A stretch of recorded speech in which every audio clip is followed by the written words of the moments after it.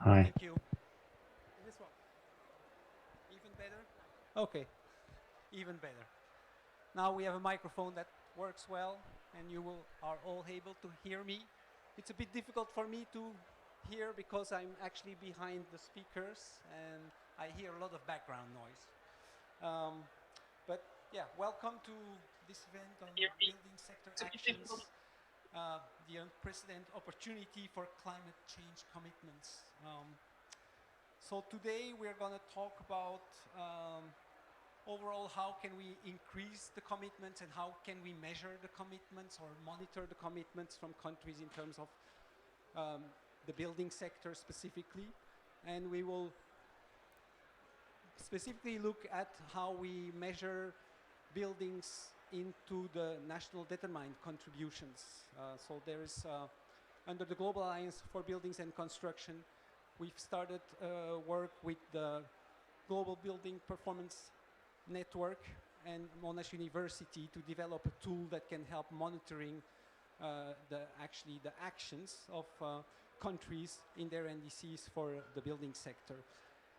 We have 6 panelists today. 4 of them will be online, and I hope we have everyone online. But so first we have Dr. Peter Graham, who is an associate professor at the Department of Architecture at Monash University, and was also the executive director of the Green Buildings Performance Network. Then we have Dr. Ashraf Kamal, who is a professor of architecture and urban planning at the Housing and Building National Research Center in Egypt. Then we will have Jamila El Harizi, the head of Architectural Valorization and Sustainability Division in the Ministry of Territory Planning, Land Planning and Housing and City Policy of Morocco. We will have, and I will kindly invite Dr. Sunita Purushotham to join me here in front. So Dr. Sunita is actually working at Mahindra Life Spaces, and she's the sustainability director for Mahindra Life Spaces, who is a developer of buildings and housing in India. And finally, I will invite Diane. And sorry, I'm really sorry, I don't see your family name on my notes. And, oh, Diane Kral, sorry. It's difficult when you have the screen in the back. So Diane Kral, join us please from Monash University. And yeah, so we have all our panel set. Finally, we'll have also Craig Burton, who is a senior research manager, Department of Architecture at Monash University and the head of innovation for the Green Building Performance Network. I will start the session by asking each of our panel members to give a short overview of like introductory remarks, let's say, to start the discussion afterwards. And I would like to start with Dr. Peter Graham, who will be presenting on the 11 criteria that we have selected for front-runner building sector commitments that are built in the tool that I mentioned that we are developing with GBPN and the Monash University. So Peter, I hand over to you, and I hope my colleagues can put you on the screen. And I guess, oh, sorry. Yeah, sorry, I went a bit fast, but Peter, can you take over? Yeah, yeah, absolutely. Thanks so much, Jonathan. Just checking you can hear me okay. I can hear you well. Brilliant. Yes, of course. Okay, well, if you could advance the slides, that would be fantastic. So if you've got that control, then you can move forward in the slide deck there. Can you show the slides? Yeah, or you can see me too. Hi, everybody. Nice to be here. So, all right. Okay. this was really the context, Jonathan, for the work, right? So we can skip a little bit of this, but I think this is a good slide to start on. We have 158 countries who have mentioned buildings in their NDCs. And so this is a very important aspect of, it's a milestone, in fact, that demonstrates that most countries in the world see the building sector as a real focus for climate action. And underneath these 158 countries are thousands of subnational commitments from the private sector, from universities, from state and local governments. So I think we can say definitely that we have a strong commitment for decarbonising the building sector internationally. And our challenge is to turn those commitments into accomplishments. And I think that's really the basis for the work that we're doing here with UNEP and GlobalABC, is to try and make it a lot easier for countries, for potential investors or donors, for NGOs who are offering support for implementation of building sector actions, to actually find the commitments that countries are making, and also to understand whether the commitments that are being made are ambitious and on track for the Paris Agreement. So with that basic introduction, Jonathan, I think you could skip through to the slides which talk about the criteria.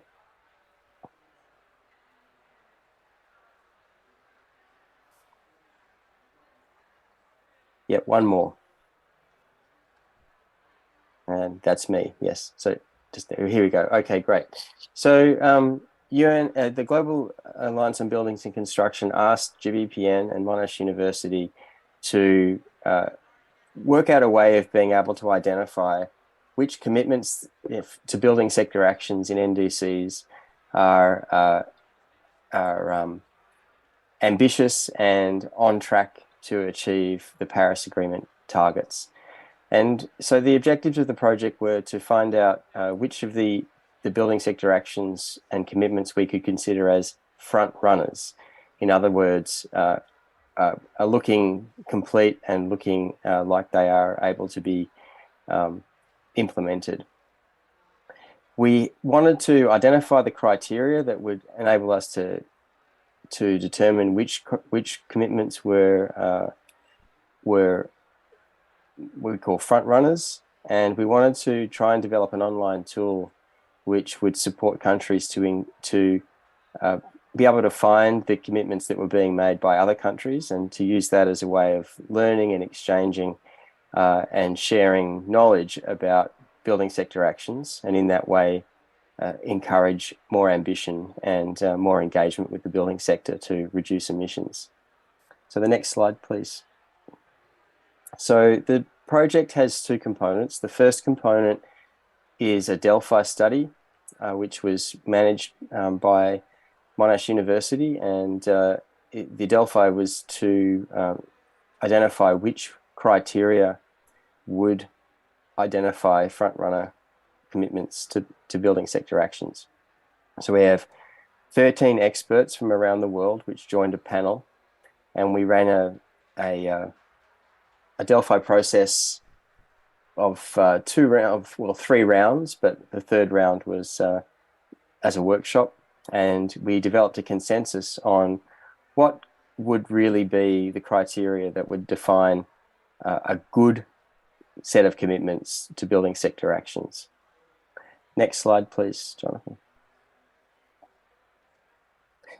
So the first thing that the committee developed a consensus on was, what do we mean when we talk about a front-runner commitment?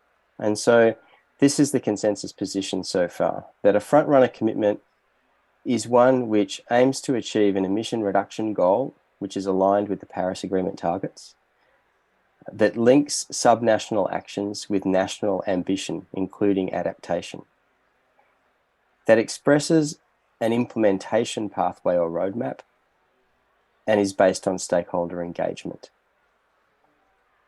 Next slide, thanks, Jonathan. So that was the overall front runner definition, if you like, and then the committee of experts developed these 11 criteria, which we are planning on using to help describe in more detail the commitments that countries are making to building sector actions. And so I'm going to quickly run through what we mean by each of these criteria on the screen, and then leave you with some next steps. So the first one is political commitment. And what we're looking for here is that the NDC expresses the lead ministry or department that is going to take responsibility for ensuring that the commitment is implemented. And it's very important that the commitment communicates clearly who is taking public responsibility for making the commitment and its implementation. So most NDCs have a very broad political commitment, and they're often describing the overarching responsibility of ministries to achieving the goals of the NDC in general. And what we're hoping we can do over time is encourage countries to also identify which are the ministries which are responsible for ensuring that the building sector commitments are achieved. The second criteria is on stakeholder engagement. And this criteria identifies if a participatory process has been mentioned as leading to the commitments or actions being expressed in the NDC. Stakeholder engagement and inclusion is often implied in the language of NDCs, but some NDCs do actually provide more detail than others on who was engaged in developing the building sector actions and how they're going to be involved in implementation of them. The third criteria is about sector-specific targets. And this is one that I think, generally speaking, across all of the NDCs could be improved. And that sector-specific target means that the NDC building sector actions set measurable actions for climate and emissions mitigation that are related specifically to the building sector. So when we look at NDCs, targets are often expressed as overarching, to do with the national reduction in energy demand or the national reduction in emissions. But it's interesting to see where we could see a mitigation goal or target that's applied to the building sector actions that are being committed to. The next one is ambitious goals. An ambitious goal is one which is aligned with the Paris Agreement target of keeping global warming to 1.5 degrees relative to national circumstances, is aligned with human settlements pathway goals, including adaptation and resilience, and aligned with and supports the most ambitious non-state active building climate commitments in the country. That third point is something that I think we can explore a little bit more with the panelists today, and that is that many national commitments are less ambitious than some of the subnational or private sector commitments being made, particularly in the time frame being set for achieving net zero emissions.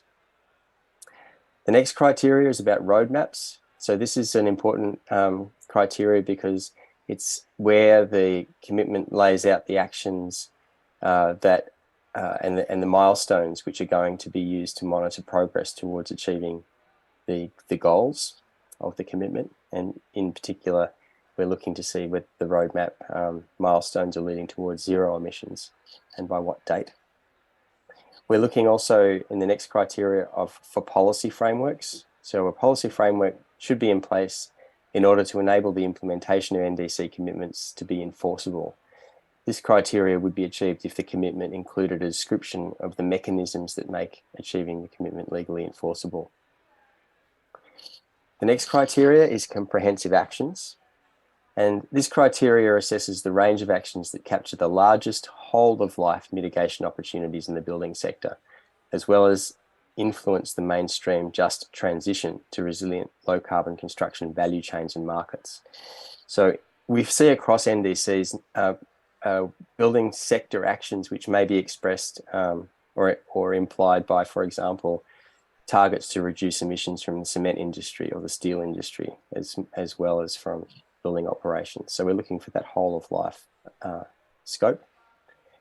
Then we move to coordinating bodies. This criteria applies to commitments that mention the agency that's going to take responsibility for the implementation of actions and achieving the goals. And we're looking to see if it indicates vertical and horizontal integration between different levels of government that are required to implement the building sector actions. In the next criteria, we look at financing. So the commitment should describe the means of financing the commitment or the amount of finance even or other resources that are needed to see that those commitments implemented. We then move to measurement, reporting, verification and evaluation, as well as data transparency. And so this criteria is looking to see that the commitment's based on measurable, reportable and verifiable baselines, scenarios or targets, that it describes how progress will be evaluated, such as an intention to implement periodic monitoring and auditing of progresses against stated targets, and is transparent about the process of data collection and analysis. And then finally, education, knowledge and knowledge sharing. And this criteria applies when a commitment mentions strategies or initiatives to support knowledge sharing, capacity building, and formal and informal education programs to enable stakeholders to implement the stated actions. So these are 11 criteria that by international expert consensus we are using to develop this tool and be able to provide a much richer description of the building sector actions which are being included in the NDCs. And I think what's really important about this is that by providing an easier way for us all to find out what countries are targeting in terms of building sector climate actions, it gives the international community a much better chance of providing the right kind of support to the countries to see that those commitments are being turned into accomplishments. Next slide, Jonathan. So this is just to say thank you to the panel of experts that has been involved in the project so far. I would stress that we are at a point now where we've developed criteria, but we haven't developed a methodology for really assessing the NDCs. And so this is an ongoing project. But with these criteria, we've been able to provide the first step in developing the tool which identifies the building sector actions that countries are making and gives us, I think, for the first time, a much easier way of being able to share information and knowledge about building sector actions across the world and how they can best be implemented. Thank you, Jonathan. Back to you. Thank you, Peter, for this good explanation. I'm sorry I started a little bit fast, but I didn't really have time to prepare that properly. But you actually mentioned, a very important number of elements in terms of the criteria that are very much aligned to the approach that we are pushing with the Global Alliance for Buildings and Construction. So that was very much appreciated, how much we are pushing for commitments, vision in the countries, stakeholder engagement. Everybody needs to work together if you want to transform the sector. And of course, seeing the actions behind that also being materialized. I think this was all very important. Now, our next panel member actually is from Egypt. And as part of the development of this tool, we've actually been working with 3 countries. And Egypt being one of them. We had Egypt, Morocco, and the Emirates actually as the 3 countries that we were working to actually check how the tool would be measuring, let's say, the performance of commitments in the countries. So I would like to invite Dr. Ashraf Kamal to give us some insights on the building sector commitments in Egypt and what support need and what recommendations they make to the others about it. So I'll move to the slides, please. And yes. Thank you, Jonathan. It's my pleasure to be among this distinguished list of panelists, and thank you, the audience.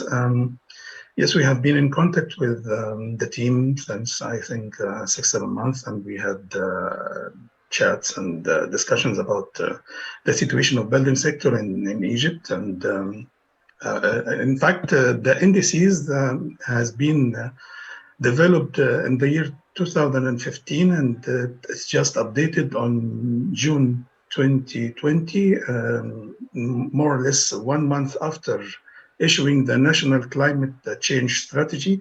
And it followed, the NDCs followed two major issues, the national climate change policies, like the Sustainable Development Strategies, the Vision of Egypt for the year 2030, the long-term low-emission development strategy and national climate strategy, and disaster risk reduction and adaptation to climate change.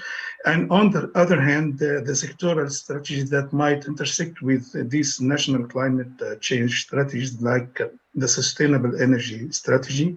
Then you have the National Energy Efficiency Action Plan, which has been studied and analyzed by a project that I'm handling in Egypt related to the Federal Ministry of the Environment in Germany. We have the Water Resource Plan, the Solid Waste, and Agriculture Development Strategies. Next, please.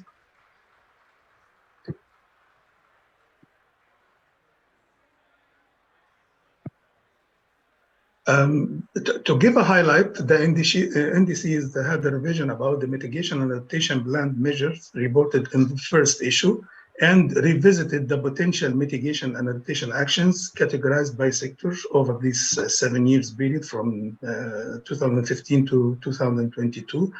And the projection from business as usual, which is the ordinary greenhouse gas emissions for the year 2030, and the quantifications required to just measure the reduction of greenhouse gas reduction related to the implementation of this strategy, and other issues related to facilitating clarity, transparency, and understanding and disseminating information. Next, please.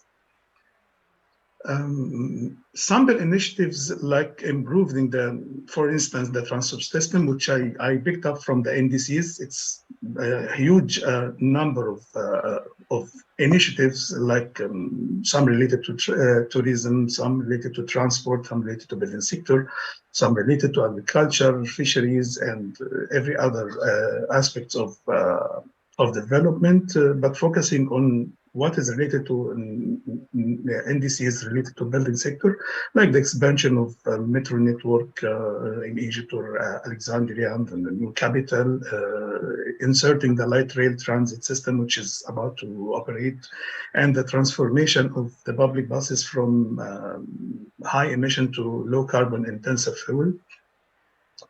Upgrading the standards of living of citizens and access to clean fuel, low investment on energy efficiency measure. This is the highlights and the initiatives that has been settled in the NDCs and confirmed by the National Climate Change Strategy, avoiding accumulating the plastic waste, the production of green petrochemicals, and agriculture drainage on megacities related to treatment plant. Next, please. In fact, we have many challenges in Egypt, like I was discussing with some colleagues earlier about the new buildings, which is easier than the existing building. The NDCs highlighted the existing building, which is a huge amount of dwellings. It's more than 25 million dwellings in Egypt as an official number. So I'll speak about two issues. The new building is easier because we have the renewable energy and energy efficiency use, which is now it's being mandatory in the new capital and the new developments of new cities.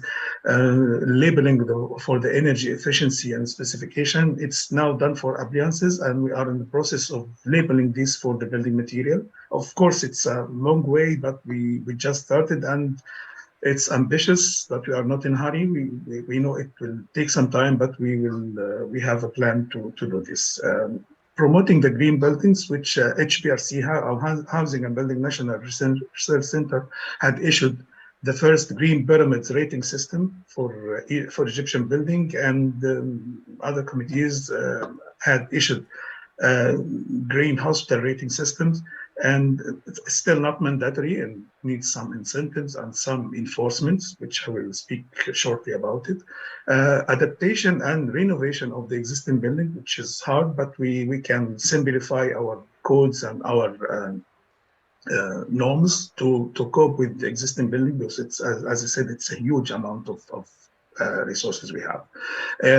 Increase the insertion of green spaces and sustainable parks, and having the active mobility strategy to encourage use of bicycle and walking, which we have inaugurated the first bike system in Cairo, I think a couple of weeks ago. Shifting to electrical vehicles, it's on the way. I mean, I see our colleagues in Sharm el-Sheikh can see this now. It's reality, shifting from normal fuel to electric and gas fuel, and adopting solar panels and operating new system for lighting and advertisement. Next, please. We have, just to conclude, we have anticipated challenges like the policy mechanism and institutional arrangements, which is hard to achieve, but it's not impossible. Some agreement with international entities like the one we have today, and above all, the capacity building for those who will monitor and advice about technology transfer, about the applications, and of course the financial support. Of course, there is an ambitious estimation for the conditional cost for mitigation and adaptation for more than almost 250 billion US dollars. However, in HBRC, we have some challenges like the availability and mechanism for finance, setting the policy. It's part of this policy laid on HBRC, since the institutional system comes from our side. We are experienced in capacity building for over 25 years. We have been graduating many officials, many local staff, and many university staff related to capacity building and technology transfer, including the scientific research and dissemination of data and info. One of our great challenge nowadays is the simplification of the energy efficiency code we have. It's brilliant in terms of science, but it's hard to achieve in terms of business model. I hope I'm not taking so long, and let's wait for if you have any question or remarks, we can discuss along the presentation. Thank you. Thank you, Dr. Ashraf. And good to see the commitments from the Egyptian government, specifically on the energy side, renewable energy, energy efficiency, mentioning about the codes. You mentioned codes are nice, but implementation codes is a challenge, and it's not a challenge only, I would say, in countries like Egypt. It can even be a challenge in Europe. So it's a challenge overall to kind of get the codes enforced, I would say, overall. You also mentioned quite a bit about transport, and I think if we are moving towards electric vehicles, buildings will have a very important role, because actually they will have to power the vehicles also. So it's important to integrate this, energy into the building, so that actually you can charge your batteries of your car also at the building site. So I think they have an important part in this transformation of the transport sector also. But thank you very much. I will now invite Jamila Herharisi to actually talk about Morocco's commitments in the building sector and share the recommendations that they have on their side. Thank you, Jonathan. Jamila, if you are online, Hi. it's over to you. You hear me?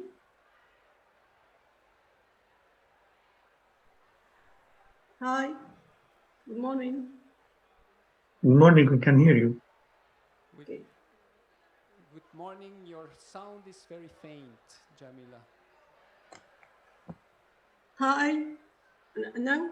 No? Is better? Sorry? Then morning. would you just raise your voice a little bit? Okay. Hi.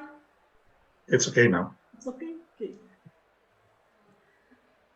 Hi everyone. I would like to thank you for inviting me to this event on NDC tool. I would like to thank the Global ABC for associating us in this important work and all experts involved in this project.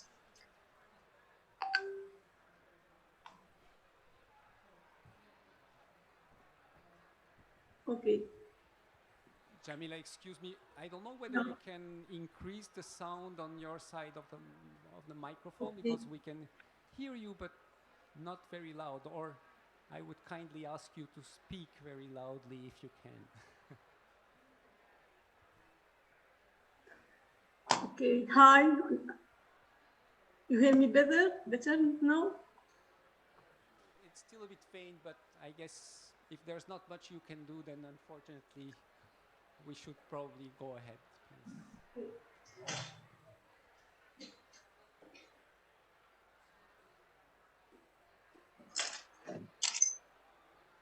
So I would like to thank you for inviting me in this panel on NDC tool. I would like to thank the Global ABC for associating us in this important work and all the experts involved in this project. First of all, I would like to present the Moroccan context of the building sector. So the building sector is the second consumer of energy after transport, with a part of 33% of the total energy, final energy consumption, 25% for residential, and 8% for tertiary. The building sector in Morocco is responsible for 12% of energy-related emission. For energy consumption, butane is consumed the most, especially for cooking, with a percentage of 79%, followed by electricity, the major part of which is consumed by refrigerators, 45%. Next slide, please. Next slide, please. Next slide, please. Jonathan? Yes, Jamila, I can hear you, but it's just the remote that is not working. So Okay. I don't know. I'm trying to push it. Okay. There are similar strategies in terms of energy efficiency and sustainability have been adopted, which include the building sector, especially the energy efficiency strategy, which has set energy saving targets of 20% by 2030, with a part of 40% of the building sector. Also, the National Strategy of Sustainability adopted in 2017 has set an objective for the promotion of eco-conception, and the long-term low carbon strategy includes actions related to the building sector. The qualitative phase of this strategy have been developed, and its quantitative phase is under development.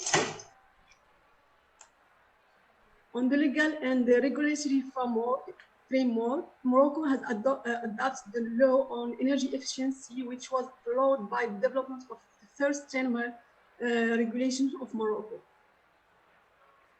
Next slide, please.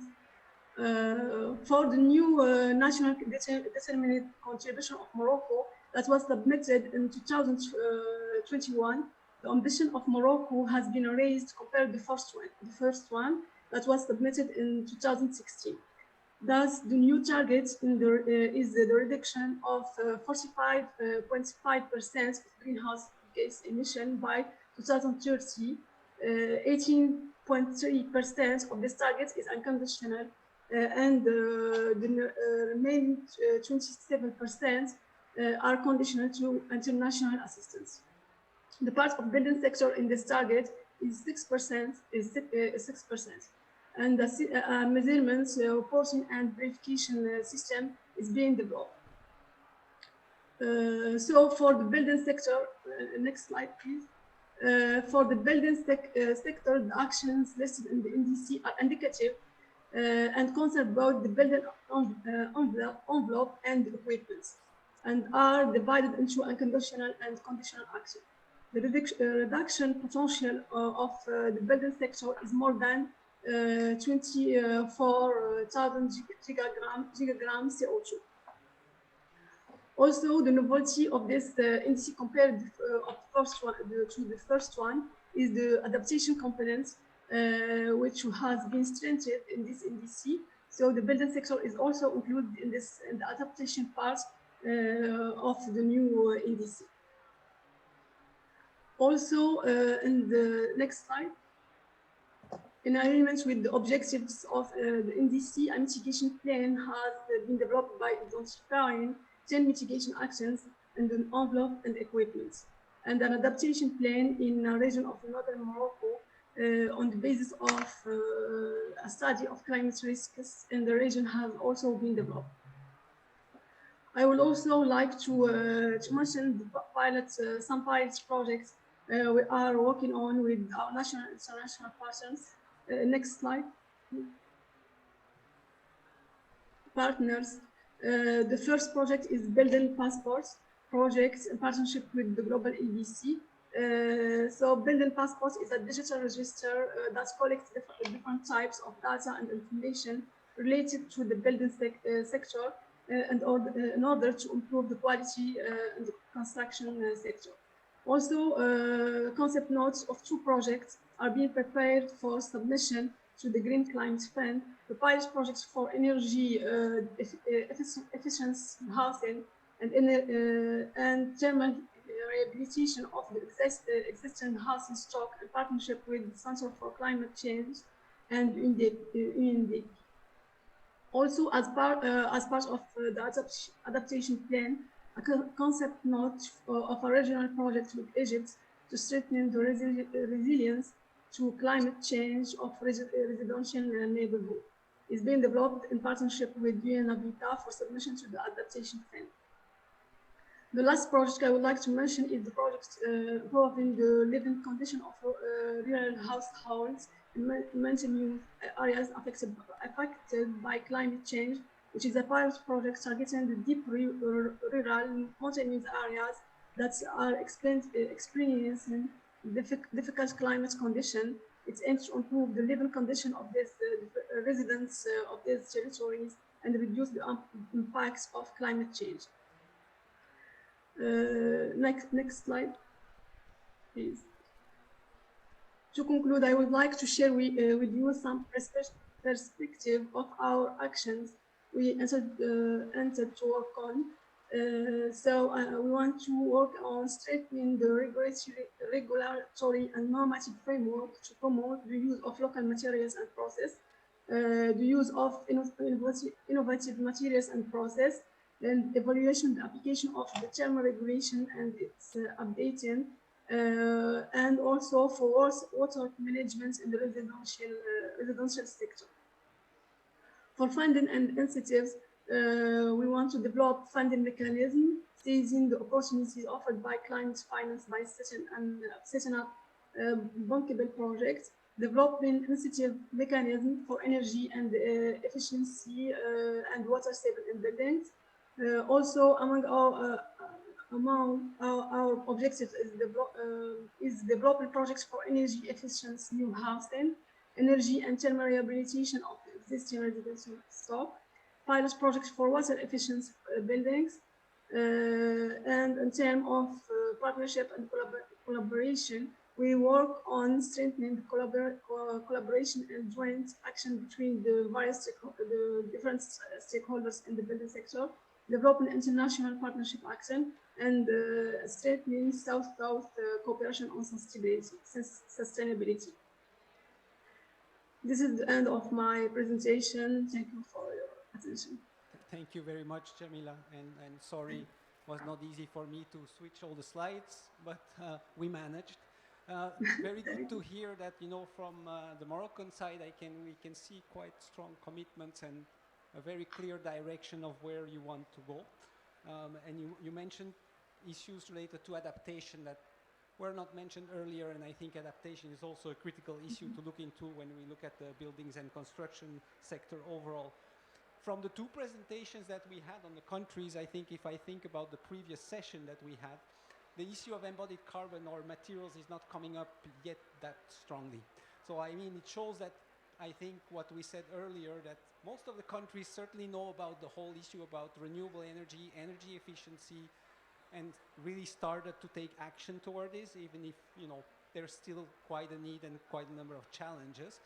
But it really shows that that's the path that has been focused on for quite some time, this operational energy, and that now there's a need to start moving into the next phase where we also look at the embodied carbon related issues. And there I know with the work that we're doing in Morocco, looking at the building passport, is actually also trying to see how we can look at this specific issue through that tool. Thank you. So I will now invite Dr. Sunita Purushottam, please, to join. I mean, I'll give you my microphone, actually. Thank you. I have a few slides. Yes. So I'll stand here because it's easier. I represent Mahindra Life Spaces. I head sustainability for Mahindra Life Spaces. We are a developer into two specific types of development, integrated cities and industrial clusters, and residential properties. Residential segment, we look at affordable, mid-segment, and premium as well. So that's the entire range of work we do, and that sets us, on a path where we have been pioneering sustainability in the real estate sector. So I just want to provide an overview of, some of the commitments that the corporate sector can take. And can I have the... Yes. Yeah, thank you. So it's complicated, ESG commitments, and I would like to put more on S and G as we progress further. This is very environment heavy, but nevertheless it's a complex set of commitments to navigate, and I wanted to share that we are the first and only real estate company in India to have science-based targets approved in 2019, and there are a few more who have, wanting to commit and get their targets approved to SBTi. SBTi commitment here focuses on our operational carbon emissions, and it covers scope 1 and scope 2, 63% reduction in absolute emissions by 2033, 20% reduction on scope 3.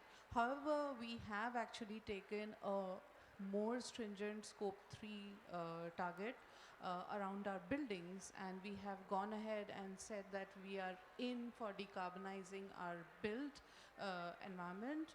By 2030, all new developments will be net zero. So that's the commitment for all new developments.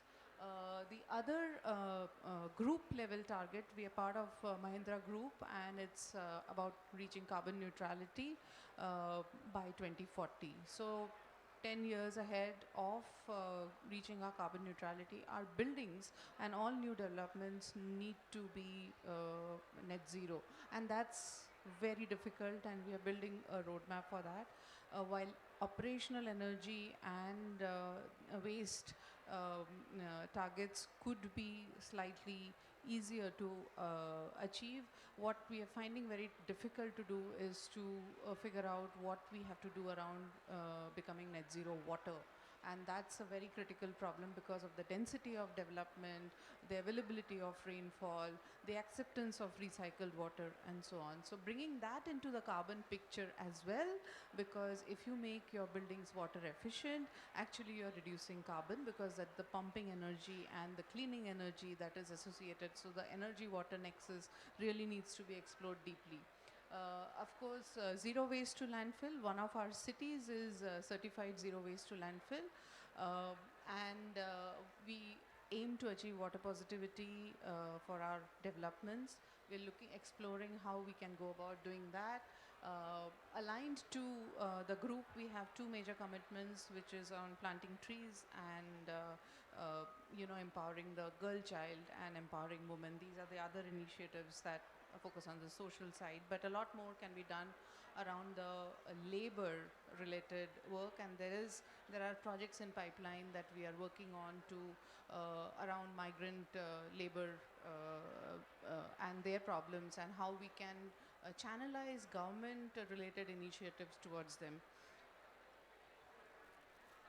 Oops, I'm going back. Yeah. That was very quick.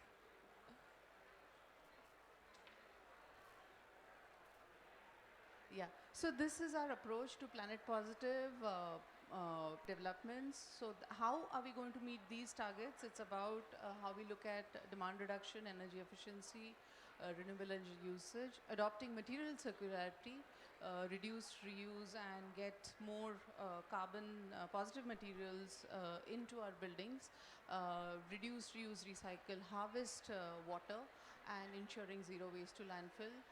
Decarbonizing our supply chain. We don't want to limit all our learnings to us.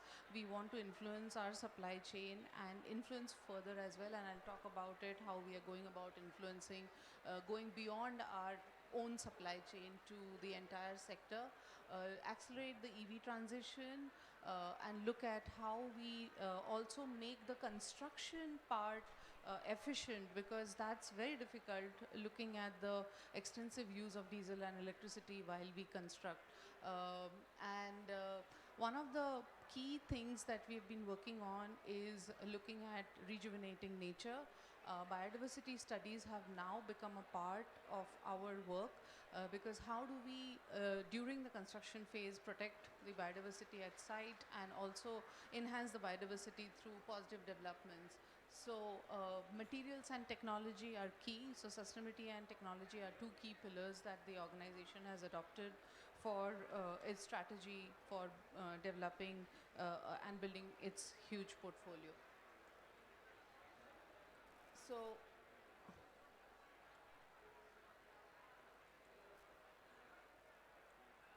want to talk a little bit about how we have gone beyond the supply chain. This is through a charter that we have developed in collaboration with World Resource Institute, AEEE, and EcoCollab. What we realized is keeping it amongst ourselves will not help. And if you really need to pioneer something, you need to influence and go beyond your own organization. And that's, we need help. We need to collaborate. We need to get every stakeholder of the real estate industry into this in the same room, so that we can collaborate and understand how we can work on various different challenges that we saw in the, that the previous speakers referred to.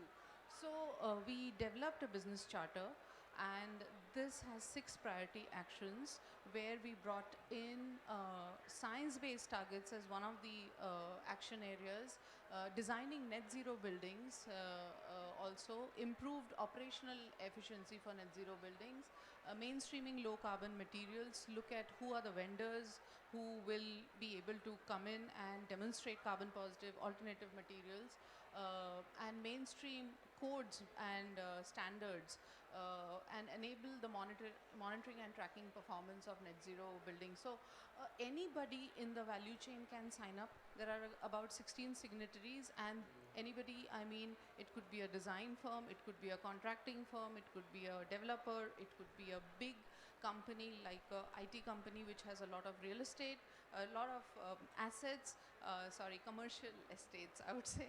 Yeah, and they can sign up, because it's about creating better buildings and better infrastructure, so that, you know, everybody is sharing.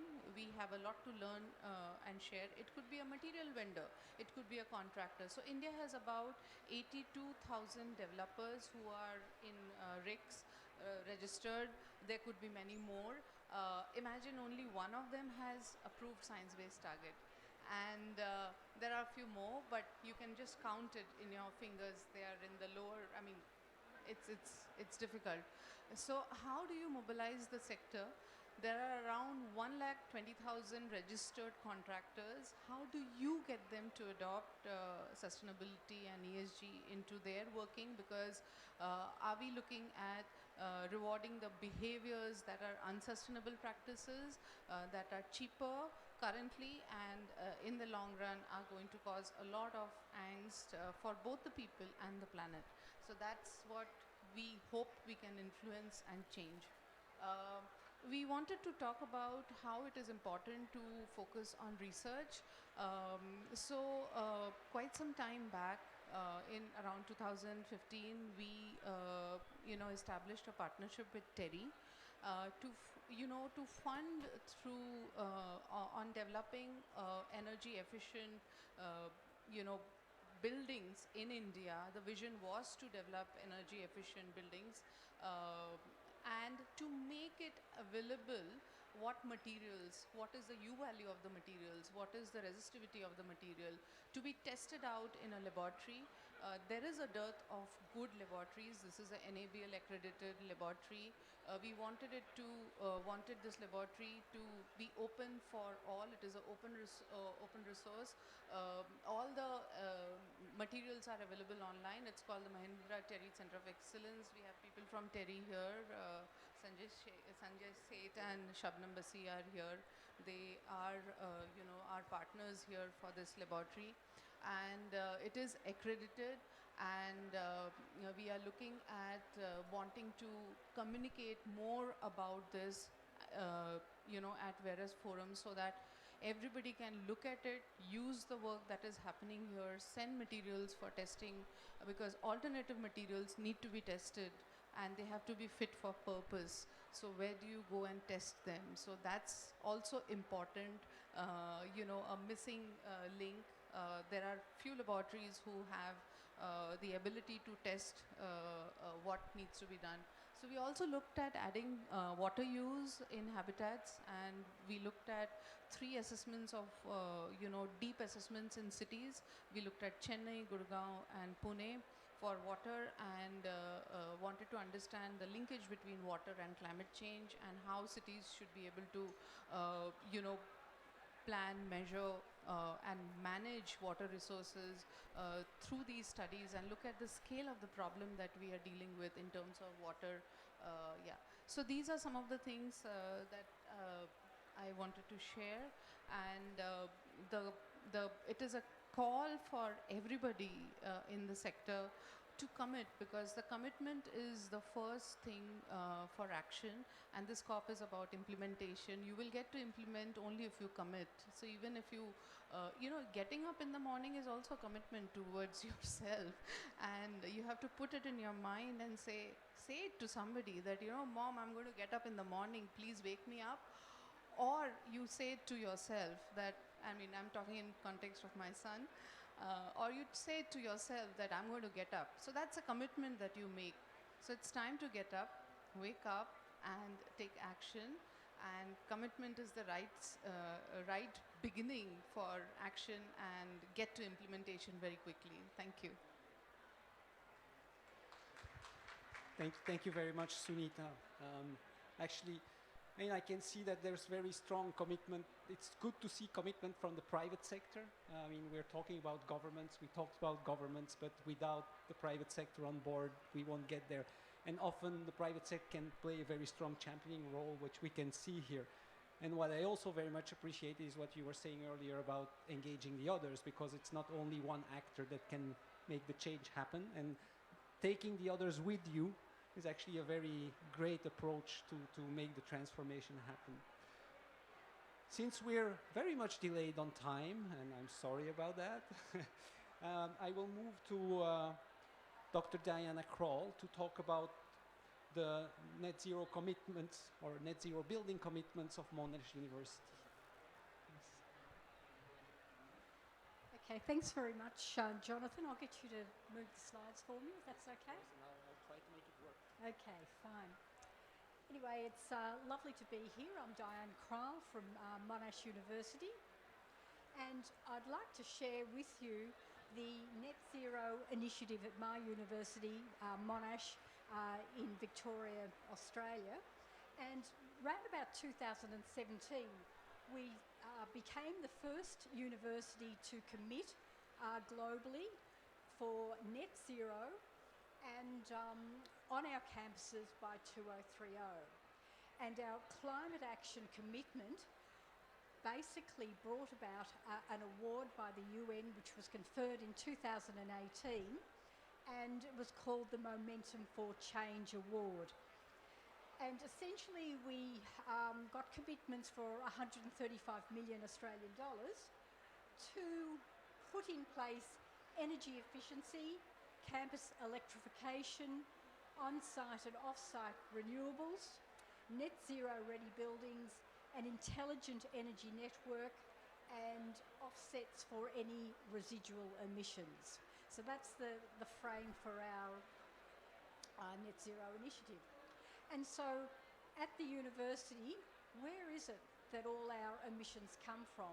Well, round about 67% of our emissions are from coal-fired electricity. We use coal to generate electricity in Victoria, and the rest is from emissions from gas. We use gas to heat our boilers on campus, and it basically produces hot water and heating and cooling. So that's the energy footprint there. Next slide. So we had this problem of the university generating these carbon emissions, and we also looked at our targets going out to 2030. So in terms of students, we're predicting that we'll be getting at about 80,000 students by 2030, and that requires extra buildings and extra support staff. And if we had have kept on the path of coal-fired electricity and gas, we would be in a very dire situation. So basically we decide through this initiative to reduce our energy consumption to 400,000 gigajoules by 2030, and also to ramp up our renewable energy to 100%.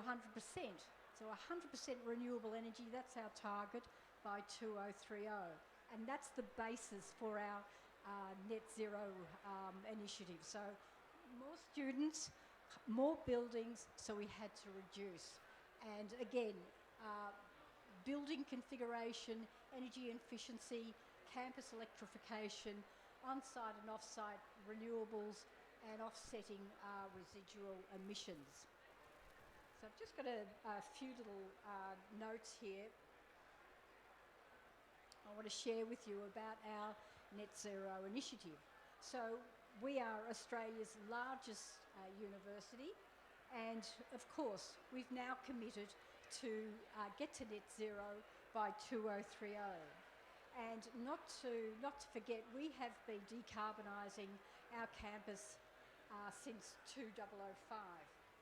And it's through innovations and partnerships that Monash has embarked on this deep decarbonisation journey, integrating research and teaching in the process. And in particular, Monash's approach consists of a strong emphasis on transforming our campus buildings that can be replicated well beyond campus boundaries, and innovating how we store and use our energy. We store our energy at the moment, our renewable energy, on a giant battery on campus, and also by engaging our local communities to help create a clean future. So, okay, we're a university that's trying to decarbonise, but what's so unique about the Monash approach? Well, we're the first university to issue a climate bond. And so far we've raised, in Australian dollars, 285 million. So that's not bad. And so the net carbon initiative is designed to make the university's buildings what we call living laboratories. And so we're better designing our buildings under high performance passive house principles to continue best practice sustainability and comfort. We've been replacing our inefficient gas boilers with electric pumps, and our thermal building precincts are being made more efficient. in regards to heating and cooling of the campus.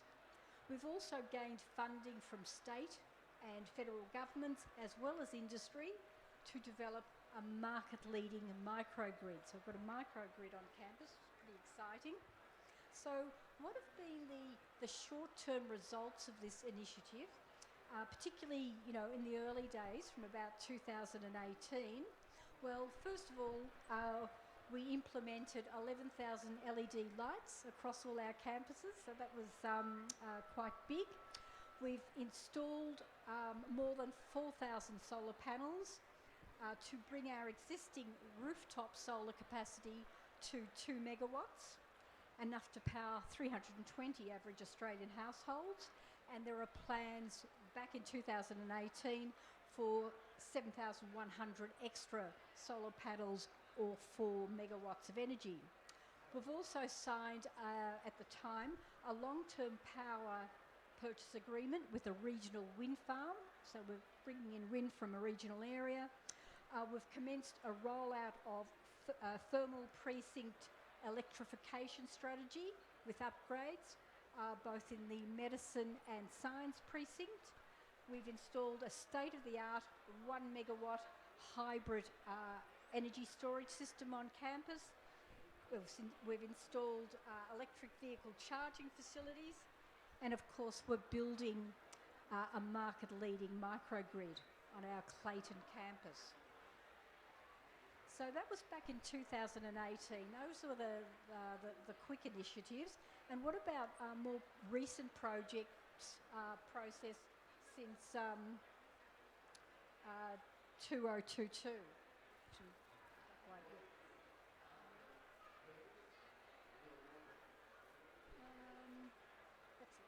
Just stay there, that's all right.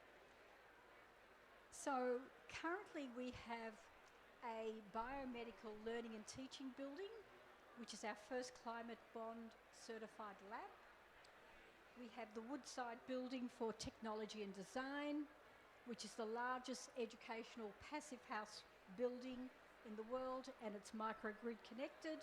We've got the new Chancellery, which has passive house design principles, artificial intelligence optimization, and microgrid interactivity.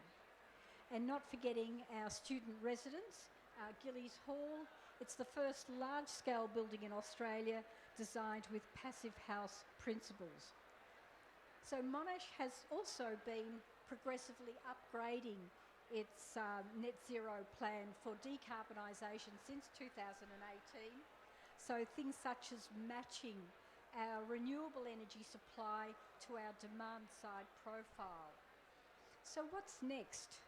So Monash is working with industry, government and other jurisdictions to communicate the lessons learned from our net zero initiative and to encourage other entities to undertake similar initiatives. I'll just go back to the slides here.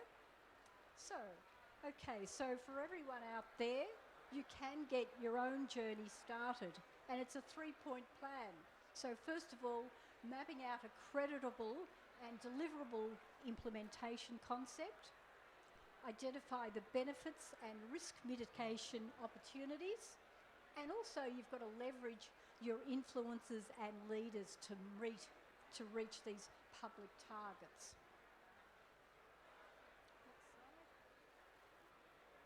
So this dynamic and progressive implementation approach will mean there'll be a leverage of quick wins using existing processes. There'll be a grab of early mover benefits. You'll be able, hopefully, to establish market leadership, and also there should always be innovation through external partnerships. Thank you very much.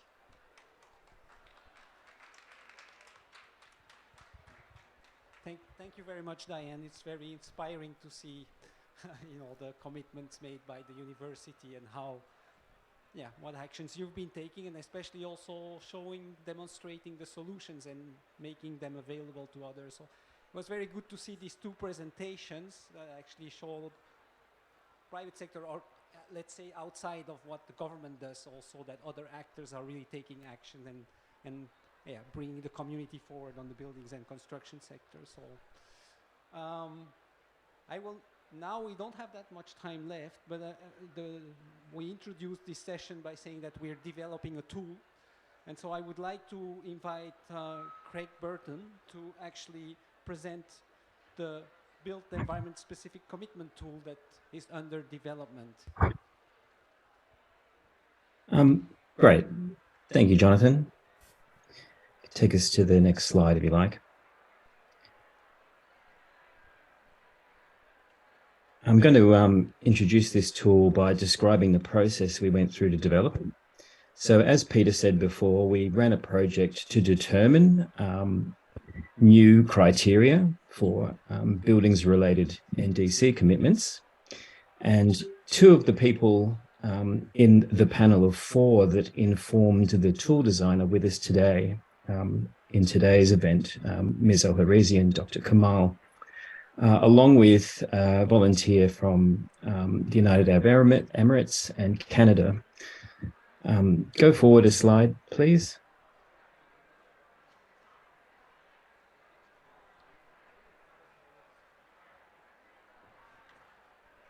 All right, I'll keep going. I think we might have lost the room. Okay. Nope, There we go. it's good. Thank you. So the diagram shows basically there were rounds of user-centered design. So we interacted with the representatives from the 4 countries to determine the challenges that they were having in decarbonizing their building sectors and also the opportunities. And then we took this information away, and it was used to formulate further questions to define what kind of tool would serve these people. So the UX panel, the group of 4 countries, were really playing the role of future users of this tool. Next slide, please. And this is the way the tool appears at the moment. So it's a prototype. The final tool, which will be built in a later phase of the project, would ask you first for your preferred language and region of interest. In this case, it's showing MENA and the hosts of COP27. And the way the tool works is it colors the map based on different countries' NDC commitments, including buildings. And the drop down at the right is shown, and it's the WGBC roadmap. So there's a roadmap for decarbonisation of the building sector, and it breaks the building sector down into new buildings, old buildings, as Jonathan mentioned, materials. And so the future tool will allow you to select one of these things and then see the map recolored, and you'll access the data pertinent to that part of the roadmap. To go further, you just click on one of the countries. In this case, you click on the name Egypt. Do you want to take us forward a slide, please? And here it shows the built environment related criteria for Egypt. And there's all of them are listed down the right-hand side, all 11. So if you scroll, you see them all. It also allows you to click and find out about emissions. And if you take us one slide further, here is the information that comes up. So what's taken here is an example from financing, which is one of these new criteria. And it's a grab from the NDC or the translation or a summary at the top. There'll be a future link explaining how these commitments are judged in terms of their abatement potential. And then at the bottom in the blue box is a kind of a value add, a bit like the climate action tracker, where an expert comments on the country's commitments and the potential for more action. Can you go down one further? And this tool here, which is what you get when you click on the emissions for Egypt, it shows the potential for decarbonisation. So the orange line at the top is the business as usual line, that's the bad line. It shows the emissions if there are no special commitments made to building decarbonisation. And at the right, there's a cost shown. So the cost shown in this particular mock-up is a very large number. It's the cost of not doing anything to decarbonize buildings. But fortunately, in this example, Egypt has 2 commitments, one in 2015 and one just recently, and that creates the 2 series, green and blue, going down to the right towards 0. And the cost of implementing them is a figure that's illustrative from us. It's certainly lower than the cost of no action. And then down at the very bottom, there's a yellow circle. This is the cost of getting to 0. So the tool would model these things. And what it shows you is that earlier commitments cost less. And the overall cost of decarbonizing buildings is something that we can model. It's reasonable, and decarbonization is rapid. One more slide, please. Okay, and thanks very much for that. And you can visit the tool and the supporting information at the QR code on the screen. Thank you. Thank you very much. I'm sorry, I have to sit next to the speaker because I have very much difficulties hearing with all the sound around, so it makes it a bit difficult. But thanks very much for showing us the tool. We actually have not that much time left to have a real panel discussion, but we still have about 16 minutes. So maybe I can ask both Sunita and Diane maybe to sit here in the front, and then we have all our panel members on the screen plus. Very good. So maybe I'll just start by asking a question to Ashraf, and I'd like to. I'm going to probably focus quite a bit on the tool because that's what we are working on and that's what we would like to take forward. And so I would like to hear from you, Ashraf. Like, how do you think a tool like this, can help Egypt advancing its ambition overall, in the building sector in terms of commitments? Thank you, Jonathan. As Craig explored, I have been in contact and I have seen this tool, and I totally agree with it, which will help Egypt achieving its target of NDCs on the building sector. However, we still need to do some efforts locally regarding the labeling material and achieving, like you said, every rating system is looking for what's called the regional material or low carbon, or let's say 0 carbon emissions of building materials. So I'm supporting this tool 100%. This would be quite useful for you to achieve its target by the year 2034. Thank you, Dr. Ashraf. So, very good to hear that you are very supportive to such a tool being developed, and that actually it's something I hope that can help, like pushing with a number of the decision makers to understand what they can improve and how they can increase their commitments. I just have a small follow-up question for you. Is like more on the stakeholder engagement and the NDC, because even if you have the tool that will be providing you with a pretty good picture, how do you think you need to engage all the stakeholders actually to actually build those commitments? Yeah, please. And just one small issue, maybe answering your question, is about the business model of this tool. It's not creating something scientific and disseminating to the community or the stakeholders, and then they will agree. No, it's not working like this. We have developed our first issue of the energy efficiency code in the year 2005, so it's 17 years, and it's not mandatory yet. The reason why it's the code is scientifically brilliant, but it's not achievable. It's almost doubling the cost of the building. So every investor, even the government, is running away from this code. By simplification of the code, which we are recently developing in HPRC, because we are the entity who issued the first code, we are simplifying the code into like steps, like a stair.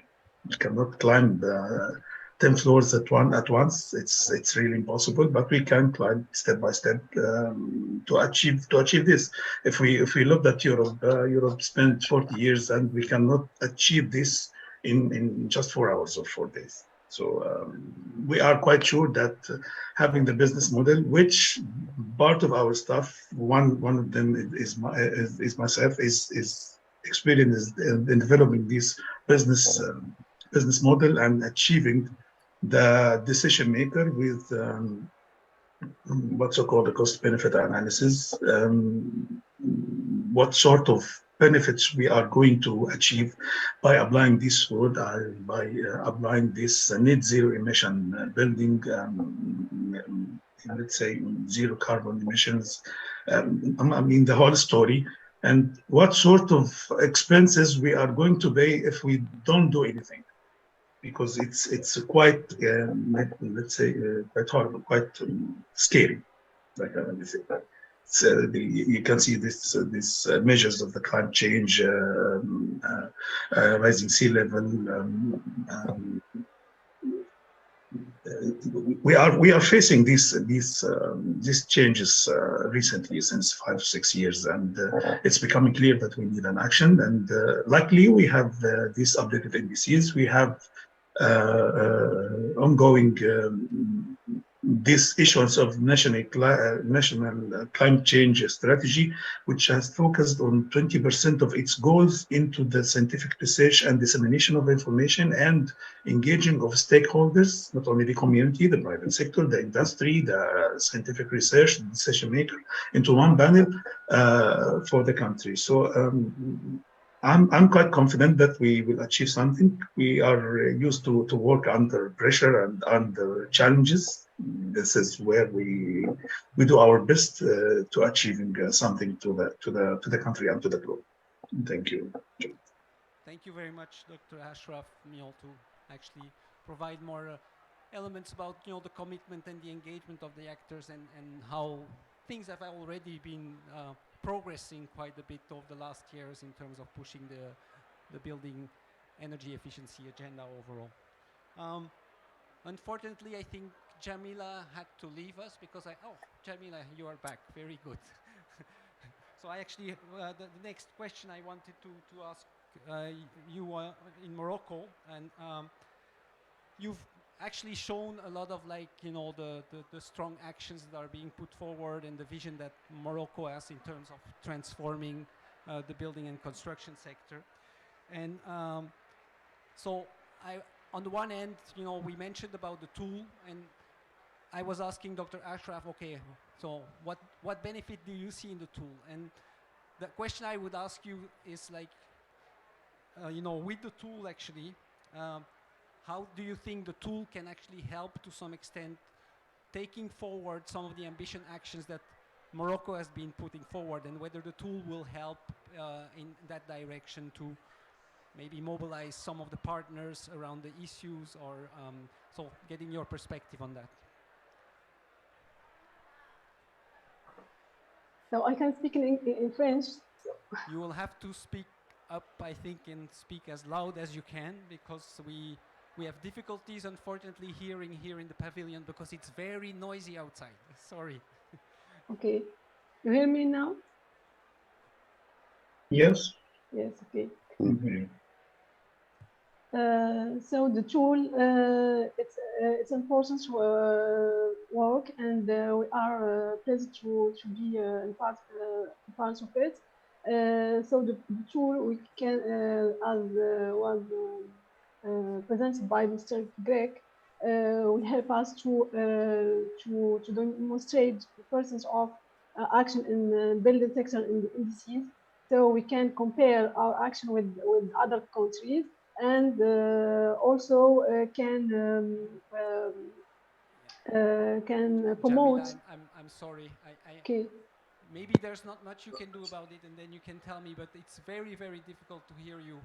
So I don't know whether there's, and I know you tried already.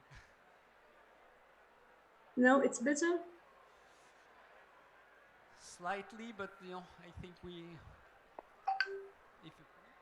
If it's not possible, then I mean I'll probably move to the next panel member because yeah, it's very difficult actually to hear. Jonathan, can you hear me okay? I can hear you okay. I could hear Craig very well also. If I may then, because I could hear Jamila perfectly, and forgive me, Jamila, if I make a mistake, but what she was saying was that the tool is useful because it'll enable Morocco to compare the building sector actions which are being committed to in Morocco with other countries. It provides an important aspect of transparency and generally increasing awareness. Thank you very much, Peter. And I hope, Jamila, this was a good representation of what you were saying. Yeah, thank you, Peter. Okay, okay, thank you. Thank you very much. So maybe I'll turn to Dr. Sunita. I have a question for you. And I mean, you've been mentioning about the private sector, but I was wondering, like, from your perspective, seeking the private sector, you know, what support do you need from the policymakers? It's a large question, I know. So, thank you. Definitely need support from the policymakers. I just wanted to share that we have developed India's first net zero residential building in Bangalore. There are two aspects of policy that needs to come in immediately. One is on thermally comfortable building envelope, and that's the ECBC code for the residential building that needs to be deployed all across the country immediately. So the code is there. It has to be really notified across all states, because a hot country like ours needs the energy efficiency building code immediately. So that's the first support. The other is integrating the renewable energy, the entire crisscrossing across the states, the various ways in which we can access the grid renewable energy. That needs to be really made easy for end users to be able to access grid renewable energy. So that's the other policy support. It's very complicated to navigate the state level policies to figure out, okay, this works in this state, that doesn't work. So if I have a portfolio to develop, then maybe I will choose not to develop in those states. So what we need is across the country uniformity around how we can access grid renewable energy, and that needs to be immediate. And the other is the energy efficiency code that needs to come in immediately. Net zero buildings are possible now, and we have demonstrated that. Thank you very much, Dr. Sunita. I like the strong spirit to make it actually happen. So, and yes, certainly the codes. I know in India there is only 2 states actually that have made them mandatory. So there are a number of other states that really need to get acted on that also, and the integration of renewable energy. So thank you very much. Diane, I'm going to ask you about, how the work that you're doing and the commitments that you have at the university actually, what effect does it have in terms of catalyzing action, for at state level or nationally? So how it influences the state or the government to actually act from your perspective? Okay, well, I'm not directly involved in the project. I'm on campus along with our thousands of other students, and one of the things is we've been very proud of what the core researchers have been doing on the campus in regards to net zero. It's really uplifted the spirit and the commitment, and we're a research university, and we've been saying for a long time, where's our contribution to lowering CO2 emissions? So it's had this beautiful flow-on effect to everyone that's engaged on the campus. But in terms of how our program at the Net Zero Initiative is affecting, say, the wider state of Victoria, we've actually got 3 precincts that are replicating our microgrid. So the campus is a living laboratory, and we're sharing our findings with others beyond the campus, within the state, and there's even an initiative, I think, in the next state of New South Wales. And certainly we've got more government funding, more government interest in what we're doing, and sometimes you have to start small in order to reach out and get bigger. Thank you very much. That's a very important element, is like start small and then actually make the change happen by growing and influencing others and engaging them. So we are nearly at the end of our session, and we have 4 minutes left, but maybe I want to turn to my colleagues, Craig, Peter, I don't know who wants to answer, but I would like to kind of get your perspective on what are our next steps now with the tool, and how we are going to bring it to the next level. So over to you. Well, thanks. Yeah, thanks, Jonathan. Thanks everybody on the panel, and thanks to everybody who has been listening online and in the room, and thanks for putting up with the background noise as well. So the next steps basically for developing the tool, as I said, with the criteria. The next steps is to work with the experts and work with the countries to develop a method for being able to properly assess the NDC commitments against the criteria and feed that information into the tool, and to bring more countries on board. In the background, across the network of the GlobalABC and researchers at Monash and other universities, we have a very good understanding now of what building sector actions are included in NDCs. And so it's really a great opportunity to bring that information forward and make it really accessible through the tool. Craig, do you want to mention next steps or an invitation to look at the tool and to follow up? Yeah, sure, I would. It's the tool is really intended to be a positive message. So there's already interest in commitments in this sector. So as Peter said, there's 158 countries mentioning buildings already. So the tool is there to provide a positive message as more and more specific commitments are written for this particular sector, and it should be clear and easy to see this in the new tool. And so yeah, I want to thank the GlobalABC for supporting this, and hopefully we will build this next year. Thank you, Peter, Craig. So I agree, we need more countries to join, so that's really our next step, and so that we can show really more globally where the countries stand with their commitments. And hopefully it will also create a movement between countries, to kind of put more stronger ambitions on the table also when they compare themselves to their peers, and also can learn from their peers, I would say, on how to increase their commitments. So with this, I would like to actually thank all the panel members, Dr. Sunita, Diane, thanks for being here. Ashraf, I'm really sorry that we didn't have you physically here because you're actually from Egypt, and it's very unfortunate that we didn't have you here in the room with us. Jamila, I know we are in contact regularly, but I'm very happy to see you here also in our event, and for all the support you're giving and all the great work that we're doing with the Moroccan government.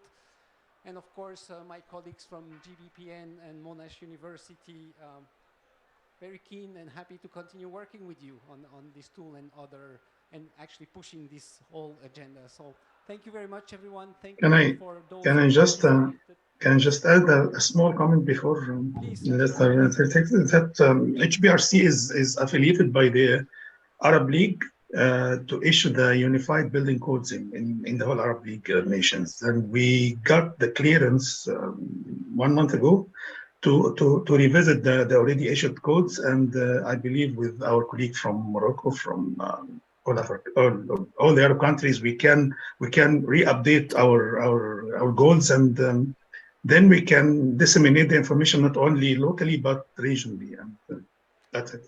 Thank you, Thank you, That's great news, and certainly an important opportunity. And the building codes, everybody agrees that that's one of the key tools to actually make the sector advance. And there's certainly a need to